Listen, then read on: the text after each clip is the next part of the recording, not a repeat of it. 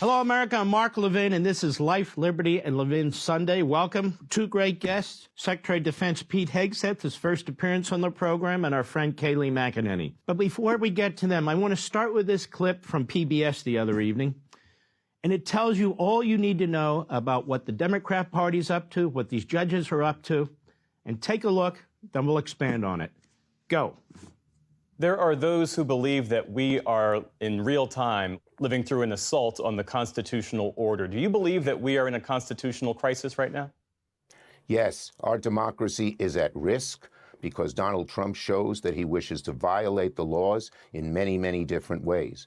The good news here is we did put 235 judges, progressive judges, judges not under the control of Trump last year on the bench, and they are ruling against Trump time after time after time. And we hope that the appellate courts, when it gets up there in the Supreme Court, will uphold those rulings. They restored the money to NIH. Now, why is this important?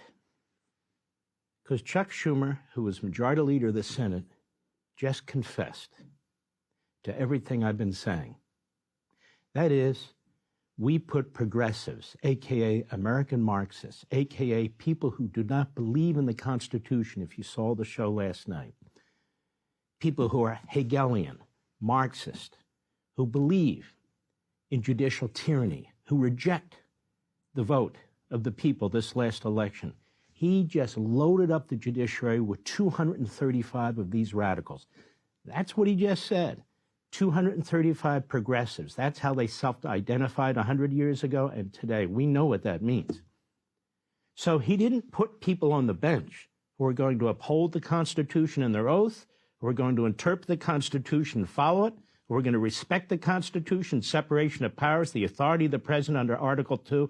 He put people on the bench for the sole purpose of usurping, thwarting, and obstructing Donald Trump should he get elected by the American people. He just said it. Now, last night's program, I went into great depth about why the Democrat Party, why these judges and their media, why they and we have almost nothing in common. Because we embrace our founding, we embrace the founders, the Declaration, the Constitution, John Locke, Montesquieu, Jefferson, Madison, and so forth. They do not. They reject the Declaration, they reject the Constitution. They're good at sloganeering and waving it around, but they despise it. In these elections, if they win, they have a mandate. If they lose, they go to their unelected branches. The massive bureaucracy that they've built and these judges that they've installed. The progressives, he said, for the purpose of thwarting Trump. It is they who are unconstitutional. It is they who are anti-democratic. It is they who are tyrannical. Now, where does this whole idea of judicial review comes from? You hear people come on this channel, they're on other channels, they blithely talk about judicial review. You have to honor judicial review. That's the role of the judges. I want to talk about this. As I wrote, the biggest myth about judges is that they're somehow imbued with greater insight, wisdom, and vision than the rest of us, that for some reason God Almighty has endowed on them superior judgment about justice and fairness. But the truth is that judges are men and women with human imperfections and frailties. Some have been brilliant, principled, and moral. Others have been mentally impaired, venal, and even racists. And now we have these ideological bomb throwers that Schumer put on the bench. I want you to remember that three of the most horrendous things ever done to this country were done by the United States Supreme Court. The Dred Scott decision of 1856, upholding slavery, basically said black people in the United States can never be free and can never be citizens. That was the Supreme Court. We had to fight a civil war, we the people, to undo that. Not that long later, about 40 years, 1896, Plessy versus Ferguson, separate but equal is equal, enshrining segregation into our Constitution. It's not in the Constitution. They said it is. Then sometime later, in Korematsu versus the United States, what was that? Internment camps set up for 120,000 Japanese Americans and Americans of Japanese descent. The great Franklin Roosevelt. Three of the most horrific decisions that had major consequences for this country came not from we, the people, or the president, or the Congress, but the judiciary. Thomas Jefferson said in 1825, this member of the government, the judiciary, was at first considered as the most harmless and hapless of all its organs. But it is proved that the power of declaring what the law is, by sapping and mining slyly and without alarm the foundations of the Constitution, can do what open force would not dare attempt. That's what you're seeing right now. A judicial oligarchy, a judicial tyranny, a counter-revolution to the American Revolution, trashing separation of powers, trashing the authority of the president. Donald Trump is defending Article 2, defending separation of powers, defending the Constitution. That's what he's doing. He's conducting himself and doing the ministerial tasks, the basic things that an executive is supposed to do. He was elected. They were not. He stood for election in front of the whole country. They didn't stand for election in front of anybody. They were nominated, got through a Democrat-controlled Senate, and there they sit with their 2 or 3 law clerks deciding who should stay, who should go, what's on our websites, and on and on and on. The framers would be disgusted. The framers did not intend to grant general authority to the judiciary to rule on the constitutionality of legislative acts. Madison summed up the Constitution's take on judicial review this way. He doubted whether it was not going too far to extend the jurisdiction of the court generally to cases arising under the Constitution, and whether it ought not to be limited to cases of a judicial nature only, staying in their lane. The right of expounding the Constitution in cases not of this nature ought not to be given to that department. That comes out of Madison's notes during the Constitutional Convention. The final analysis, that the framers had wanted to empower the judiciary with a legislative veto, they could have done so.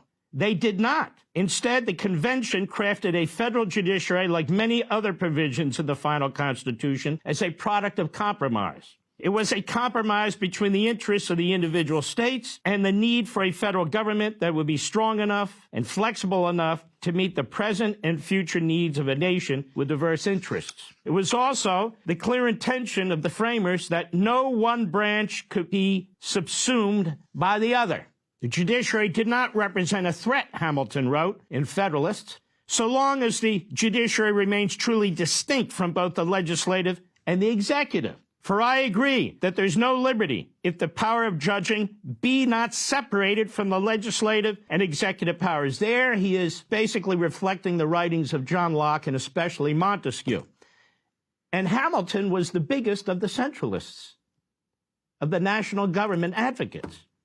And this is what he said. While the Constitution created the silhouette of the national judiciary, it was up to Congress, actually, to form it with legislation that would constitute a functional system of federal courts. Congress did this with the Judiciary Acts of 1789 and 1801. The biggest problem with the Judiciary Act of 1801 was timing. The bill was introduced before the presidential election of 1800, but was not passed by the Federalist-controlled Congress until after the election, and while the deadlocked presidential election was being determined by the House of Representatives. President John Adams signed the bill on February 13, 1801, just 3 weeks before the end of his term of office.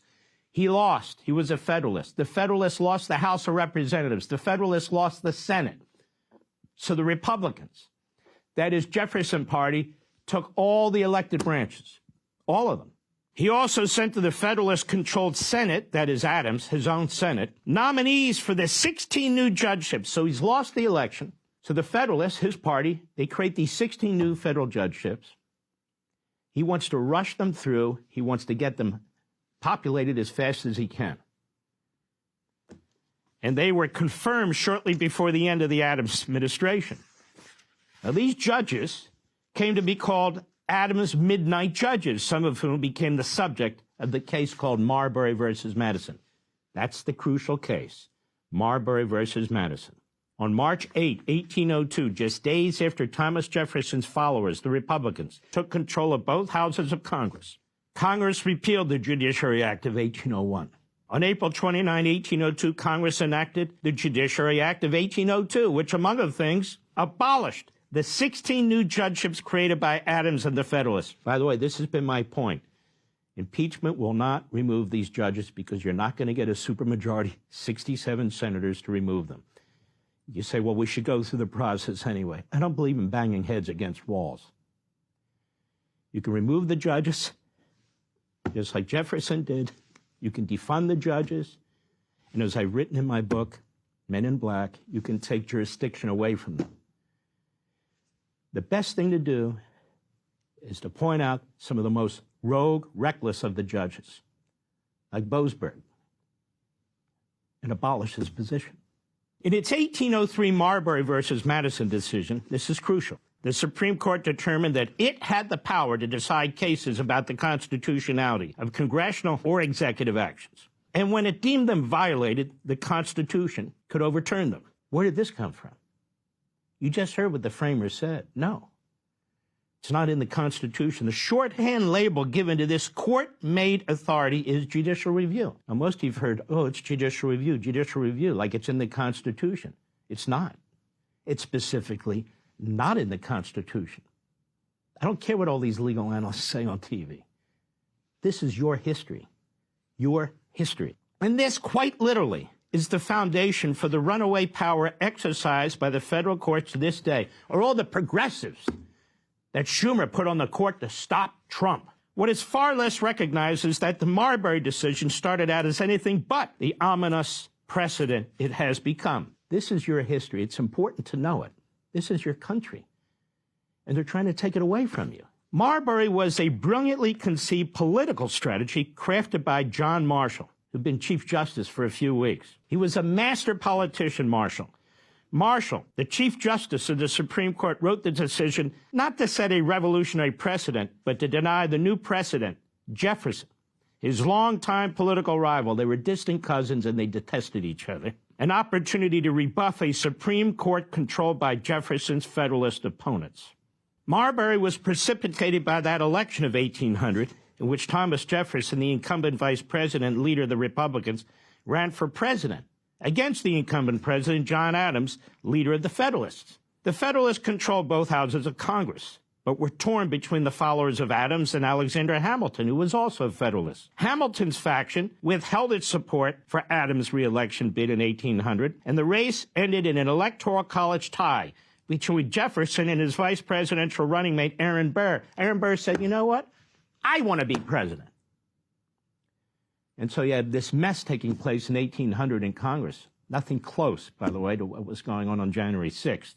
Adams came in third. The election was then thrown into the House of Representatives. Realizing he would not win re-election, Adams moved to solidify his party's influence in the federal government. Now, how did he do that? The passage of the Judiciary Act of 1801, creating 16 new federal circuit judges, was part of his strategy. Just prior to leaving office, Adams selected in the Federalist-controlled Senate, the lame duck Senate confirmed, nominees to fill the posts. Adams' turn ran out, however, before John Marshall, who was then Secretary of State.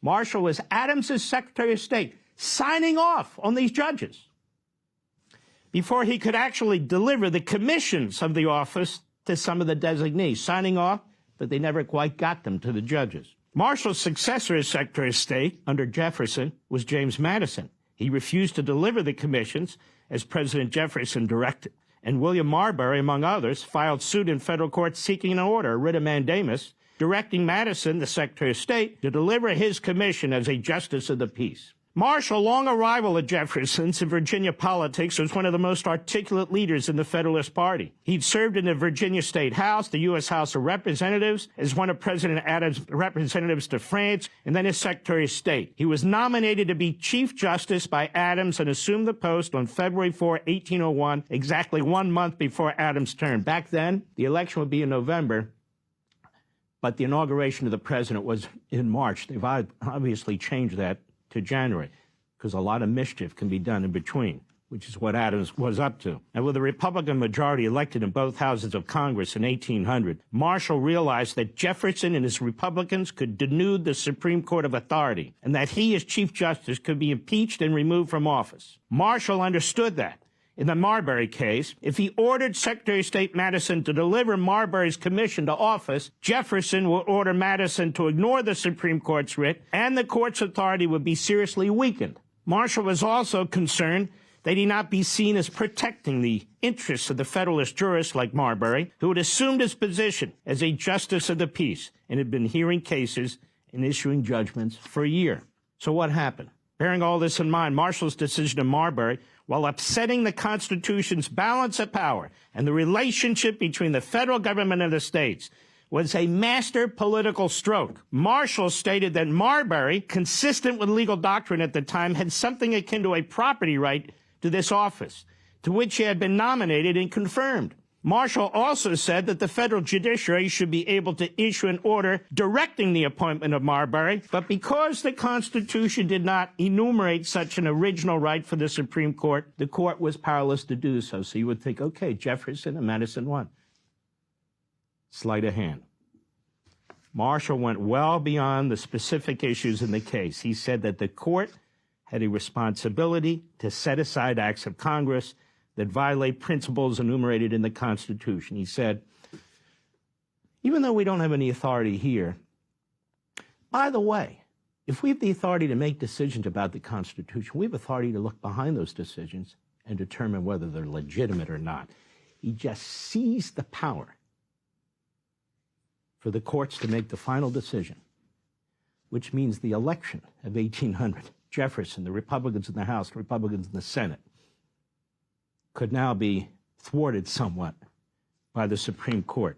Marshall's Federalist Party had lost the presidency in Congress, but Marshall was determined to fight back. And so this is how the doctrine of judicial review was born. Yes, the Constitution is indeed the supreme law of the land, but now this court, and now the lower courts that didn't even exist, by their own fiat would decide what is or is not constitutional. The Constitution's structure, including the balance of power between the three branches, was now broken. Jefferson in 1820 said, to consider the judges as the ultimate arbiters of all constitutional questions is a very dangerous doctrine indeed, and one which would place us under the despotism of an oligarchy. Our judges are as honest as other men, and not more so. They have with others the same passions for party, for power, and the privilege of their core. And their power, the more dangerous as they are in office for life, and not responsible, as the other functionaries are, to the elective control. The Constitution has erected no such single tribunal, knowing that, to whatever hands confided with the corruptions of time and party, its members would become despots. It has more wisely made all the departments co-equal and co-sovereign within themselves. I began this opening statement with Chuck Schumer. We appointed 235 progressives to the courts, progressives, just in case Donald Trump got elected, to stop him, to thwart him. According to Jefferson, and he's right, these are despots who do not have constitutional authority to do what they're doing. And they are doing tremendous, tremendous damage. And I would say this to we, the people, you, the American people. If these judges don't have respect for our Constitution, for separation of powers, for the rule of law, for the authority of the president who we elected, if they don't have respect and belief in that, then why should we have respect or belief in them? Hey, Sean Hannity here. Hey, click here to subscribe to Fox News YouTube page and catch our hottest interviews and most compelling analysis. You will not get it anywhere else.